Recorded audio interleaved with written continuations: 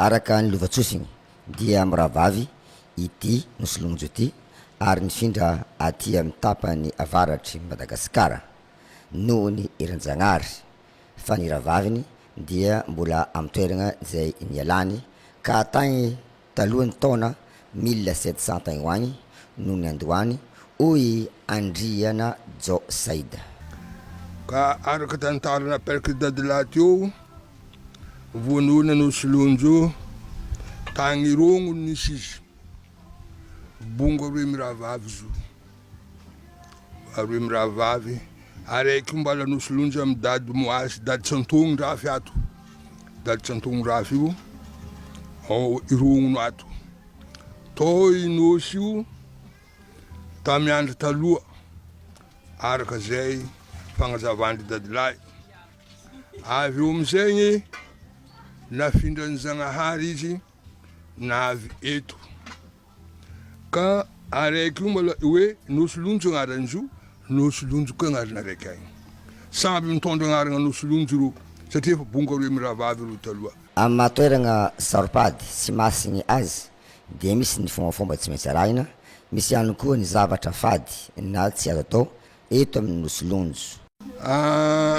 Tataoriagna nosolonjo dia hoe lasa toerana masigny hoe fangatagnany tsara hoe na olo tsy salama marary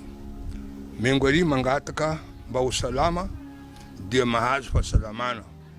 mengo ary olo magnano voady mba ahazo zava-sangatena tiany angatena tiany azo dia tanteraka azo ka fa mba mahoe za zegny ka mba hoe mavita tragno vato mamona omby araiky za mengo ty dia mahazo anao i tsy matôry rafy io zegny olo masigny nitogno tany Ankarabe ty naveny fady talata io ya tsy sambolegna talata io i ka mandeha refa tsy magnamboa nosolonjo fa miatriky fo mandeha riera anao avy miseka ary izy ka rano fa fambany ny loalikinao ty rano no mandeha riera mipody avy miseky anao miseka ary mijiboky ny tsota mijiboky tsota anao miseka ary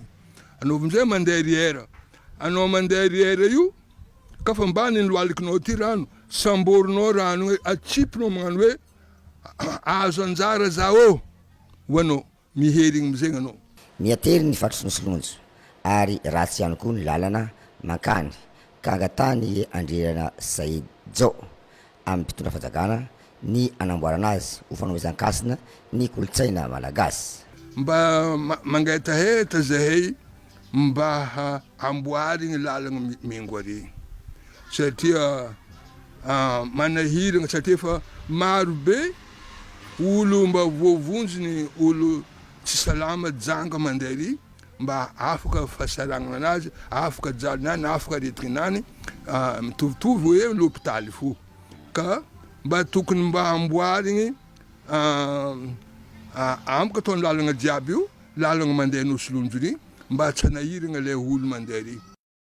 riarehany antsinanana ny fananana an'ity nosolonjo ity ka maro ireo mpianatra malagasy na vahiny mikaroka ny tantarany